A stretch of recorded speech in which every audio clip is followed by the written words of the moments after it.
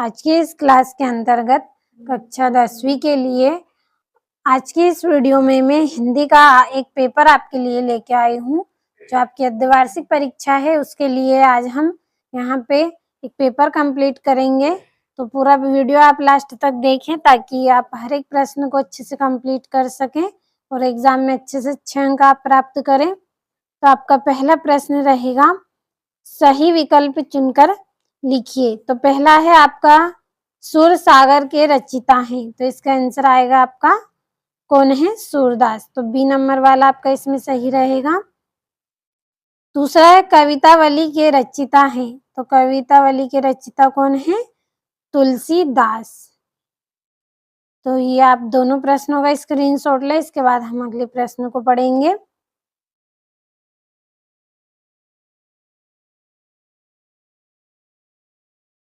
ये आपका अगला है, नीरज शब्द का संधि विच्छेद होगा। तो इसका आंसर आएगा आपका है नी प्लस रस, 5 नंबर वाला। और चौथा है, दोहा छंद के प्रत्येक चरण में मात्राएं होती हैं। तो कितनी मात्राएं होती हैं? 24 मात्राएं होती हैं।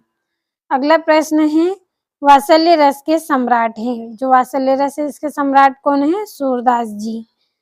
छठा है आपका, 10वें रस का नाम है। तो 10वें रस का क्या नाम है? वात्सल्य।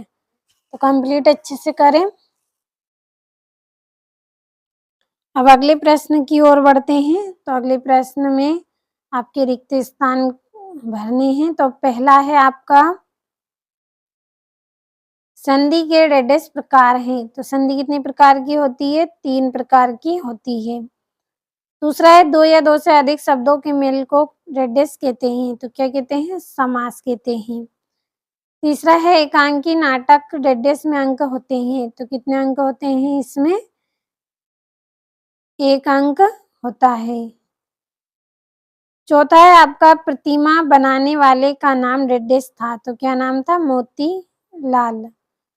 और चौपाई छंद के प्रत्येक चरण में डेडेस मात्राएं होती हैं। तो कितनी मात्राएं होती हैं? 16 मात्राएं होती हैं। और छठा है आपका, प्रयोगवाद के जनक का नाम डेडेस है। तो क्या नाम है इनका? अज्ञेय। तो ये आपके रिक्त स्थान हो गए हैं। अब अगला जो प्रश्न है इसमें आपको जोड़ियां भरनी है। तो चलिए भर लेते हैं जल्दी से। तो ये यहाँ पे आपकी पहली जोड़ी है, नेताजी का चश्मा। तो ये नेताजी का चश्मा की जोड़ी रहेगी स्वयं प्रकाश, ये वाली। और दूसरा है बाल गोविंद भगत। तो बाल गोविंद भगत का क्या आएगा? रामवृक्ष बेनी पुरी, दूसरी जोड़ी। तीसरी है माता का आंचल। तो इसका आएगा आपका शिव पूजन सहाय। चौथी है मैं क्यों लिखता हूँ। तो इसका आंसर आएगा आपका अज्ञेय। और आत्मकथ्य, तो आत्मकथ्य का आएगा जयशंकर प्रसाद। ये आपकी 5वीं जोड़ी। छठी जोड़ी है उत्साह। तो उत्साह का आएगा आपका निराला। तो ये आपकी जोड़ियां हो गई। अब अगला जो प्रश्न है इसमें आपको एक वाक्य में उत्तर करने हैं। तो कंप्लीट कर लेते हैं हम इनको भी।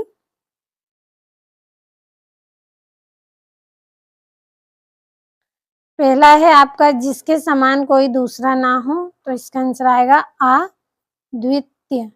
जिसके समान कोई ना हो वो क्या होता है? अद्वितीय होता है। दूसरा है, किसी एक खंड का नाम बताना है आपको। तो इसका आंसर आएगा पंचवटी। इसका आंसर रहेगा पंचवटी। तीसरा है, भगवान शंकर का धनुष किसने तोड़ा? किसने तोड़ा था? श्री राम ने। और रस के कितने भेद होते हैं? तो रस के कितने भेद होते हैं? 10 भेद होते हैं। तो यहीं पे लिख दिया है। 5 है, बाल गोविंद भगत पाठ के लेखक का नाम लिखिए। तो रामवृक्ष बेनीपुरी है।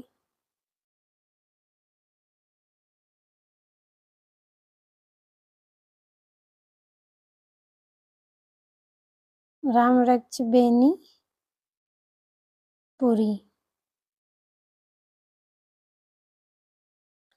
अगला है आपका, अटल शब्द का पर्यायवाची शब्द है। तो इसका आएगा आंचल।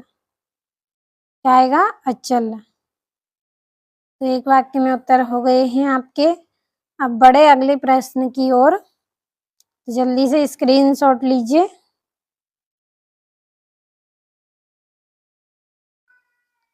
अब ये आपका अगला प्रश्न है जिसमें आपको सत्य बताने हैं। तो पहला है, हरि गीतिका छंद में 30 मात्राएं होती हैं। तो ये क्या रहेगा आपका? असत्य रहेगा।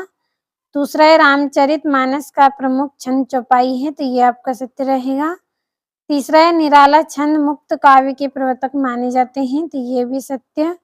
और चौथा है, विद्यालय के प्रमुख शिक्षक को प्राचार्य कहा जाता है। तो ये भी आपका सत्य। पांचवा है, महाकाव्य में संपूर्ण जीवन का चित्रण होता है। तो ये भी सत्य।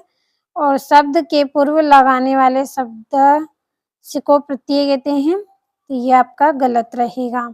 और ये आपका छठा प्रश्न है, कृष्ण को हरिल की लकड़ी कहने से गोपी का क्या आशय है? 2 नंबर का है।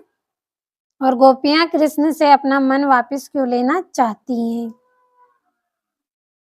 अब ये आपके यहाँ पे बाकी के प्रश्न हैं, सारे 2-2 नंबर के हैं। 7वां, 8वां, 9वां, 10वां प्रश्न। तो पूरे अथवा सहित बताए हैं मैंने आपको। अब बढ़े अगले प्रश्न की ओर। स्क्रीनशॉट आपको लेते चलना है। अलंकार किसे कहते हैं? अलंकार के भेद बताना है। और कैप्टन कौन था? उससे कौन सी बातें आहत करती थी? तो ये यहाँ से भी ले। और आपका जो अगला प्रश्न है 18वां, ये 3 नंबर का है। इसमें आपको गद्यांश की संदर्भ प्रसंग व्याख्या करनी है 3 नंबर में। और ये आपका 19वां है, मेरा भारत महान विषय पर अनुच्छेद लिखिए। और 20वें में भी आपको संदर्भ प्रसंग व्याख्या करनी है। और ये आपका 21वां है जिसमें विद्यालय से बुक बैंक के लिए आपको आवेदन पत्र करना है पुस्तकें लेने के लिए। और 23वें प्रश्न में आपको अपठित गद्यांश दिया गया है। तो ध्यान से इसको पढ़ना है और नीचे लिखे प्रश्नों का आंसर करना है। तो हर एक प्रश्न का आपने अच्छे से स्क्रीनशॉट लिया होगा। अगर आप वार्षिक परीक्षा में अच्छे अंक लाना चाहते हैं तो इन प्रश्नों को कंप्लीट करें। और आपको इन प्रश्नों के आंसर अगर चाहिए तो इस वीडियो के डिस्क्रिप्शन में आपको नंबर दिए जाएंगे, आप कॉल कर लीजिए और आपको PDF मिल जाएगी। तो कंप्लीट करें अच्छे से।